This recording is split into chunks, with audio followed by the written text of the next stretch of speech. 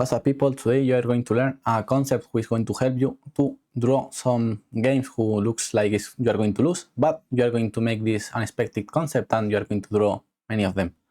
We are talking about the Stealmate. I suppose that all of you knows the Stealmate is where you have no moves, so the game is a draw. Doesn't matter if you have less material or more things.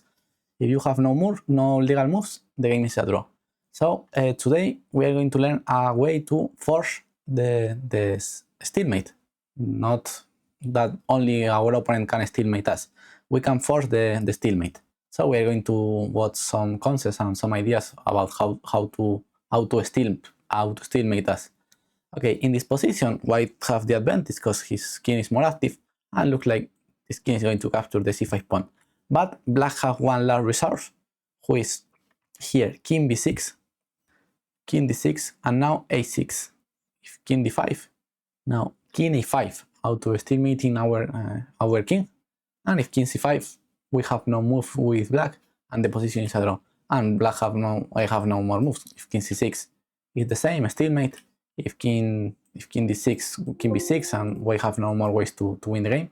So this concept is great to auto-stalemate our king. So, and let's see that this happens in many real games. For example, this is one between Nikolayevsky and Taimanov. Well, okay, now there are more pieces over the board, and with this knight being trapped by the bishop, white decide to break the position with d4. Knight g6 could defend by Taimanov, pawn takes, and we reach this pawn endgame where black have the advantage of have a outside pass pawn, and white have the advantage of have a protected pass pawn.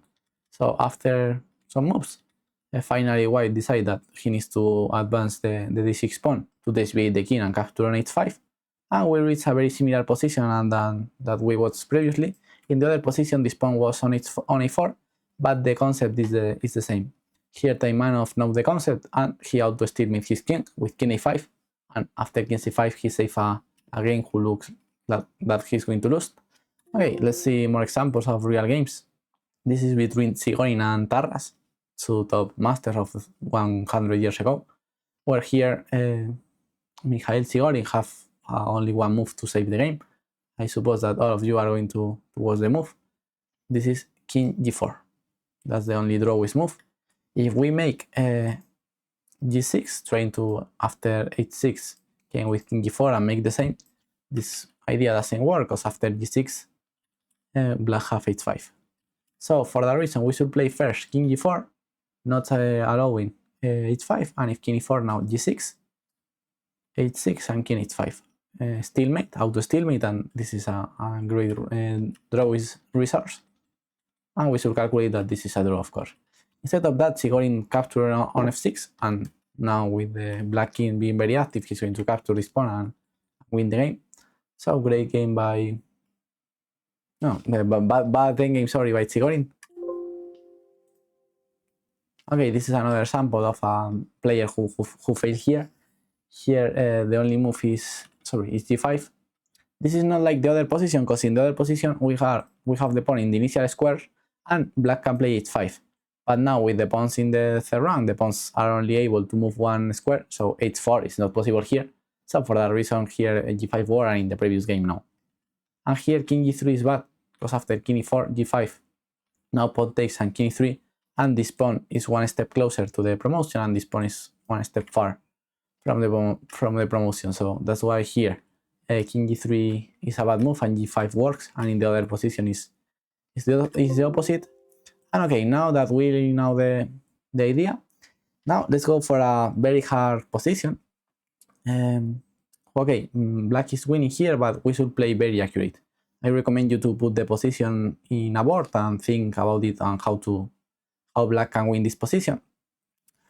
Okay, the first thing that we should do is calculate the straight line. Of course, black king is more active, so we should calculate what happens if we just play king g4, we capture these pawns, and we promote. This could be the most logical way. But here we have an incredible different resource that if you don't find before, I recommend you again to stop the video and try to find the resource. Here white can play a5, great move, and he's going to auto-stalemate his king. King h5, king d2, and now the white king goes to a4, and there is a stalemate. Here white have no moves. So I really like this concept of, okay, because the other positions are easier. We just can place the king in the corner. But here, with the king so far on e2, the position looks completely lost for white after king g4. But here white have this incredible concept of king d2. And a5 first and king d2 and go to a4 and make the draw. So incredible concept by white. But okay, with black, if we analyze that, we can think about play a5, not allowing white to play a5 and avoiding the stalemate. But here white have this move king e3, and in this pawn race, white promote first, king g7, king takes, the king moves, and white is going to win the game.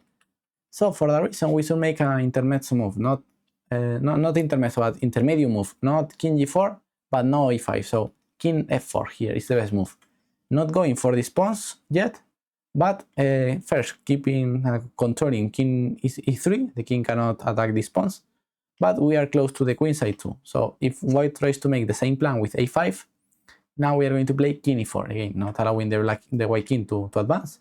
And if white goes for the same stalemate with king d2, here we have king f3, king e3, king d3, and if he tries to make the stalemate, we are on time to move the c pawn and give the white king the b3 square and avoid the stalemate.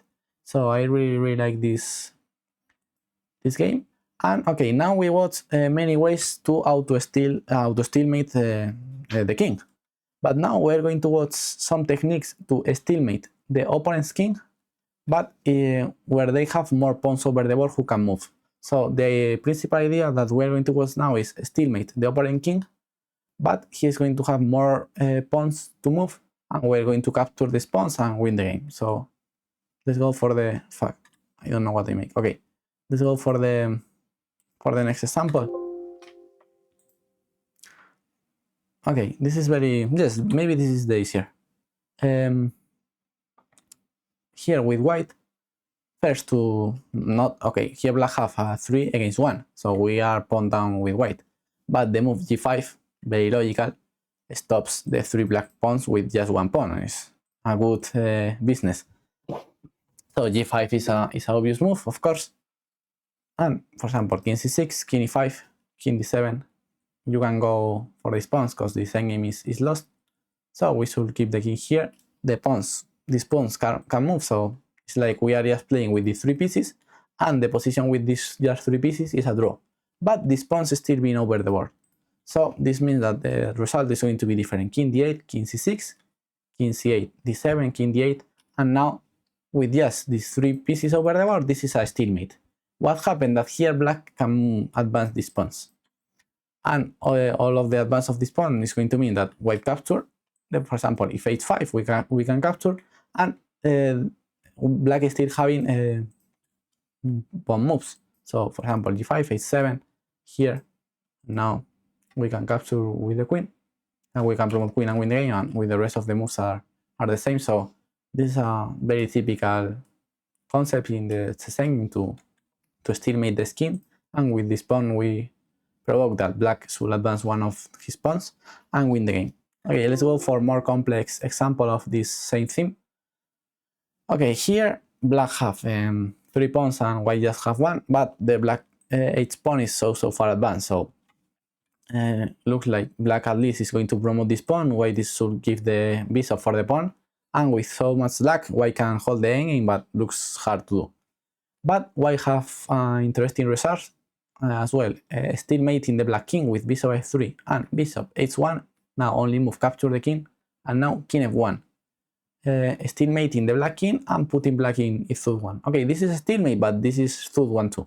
So now the black king is in stalemate, but black position is in third one. So here black is obligated to advance d5. Of course, we always should calculate well the endgame, but now after e4, e3, e3, d7, e2, king takes. Now the king escapes, and looks like both players promote at the same time. But with this king being in the corner, with this king so close on e2, and the queen in the corner too, this means that white can win this endgame with making this maneuver. And now king f2, incredible move, and black have no move to give check with the queen. There are no checks, and later queen h4 or queen h5 is coming, winning the game. So here you can learn these two concepts. First, the idea of bishop f3 and bishop h1, stalemating the king, and we learned that this endgame is winning for white, just making this maneuver of king f2. So okay, let's see one last example. Okay, here, of course, as in all the pawns endgames, we should calculate. If we don't calculate in pawn endgames, we have problems.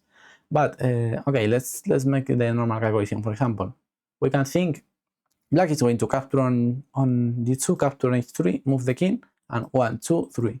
So black needs 6 tempos to 6 tempos to promote, and so white should make the things fast. For example, b5, a4, sorry, b5, fuck, b5, a4, a5, b6, b7, b8 are 1, 2, 3, 4, 5, 6 tempos too. So, for example, b5 leads to a draw. King here, for example, b6, and this is a draw. Both players promote at the same time. So, okay, of course we should calculate this. And we should calculate what happens if king b7, king e7, but this is a draw too, king b7. And okay, now it's true that white have an extra pawn, but white have no ways to trade queens in a forced way. So, okay, white is still having some winning option, but it's objectively it's a draw. So the races of go for the e7 pawn and promote this pawn doesn't work. But white have an extra resource, as we are watching to stealmate the black king. With king d5, great move, king g2, king e4, king f3, king f2. If black try to escape from the stalemate, now these pawns are going to promote. So black should try to advance the pawn, and now important move b5, not allowing this pawn to advance, because if a4, now black have this stalemate resolved with a5, pawn takes, and now king h1, followed by a2. So we are watching the stalemate resolve again.